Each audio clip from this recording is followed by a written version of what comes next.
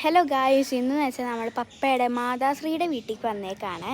അപ്പോൾ അതാണ് ഇന്നത്തെ വിശേഷം. നമുക്കത് തുടർന്നേ വരും.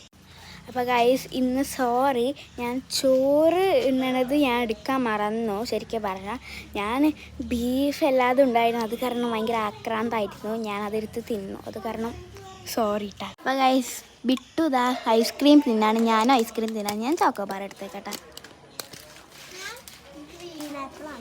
പക്ഷെ ഞാൻ ആദ്യമായിട്ടാണ് കേട്ടോ തിന്നണം.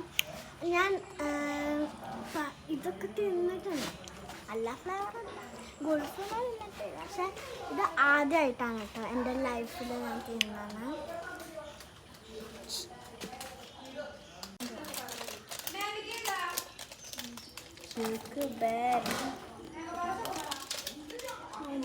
ഇതെന്ത് ഇങ്ങനെ ഐസ്ക്രീം?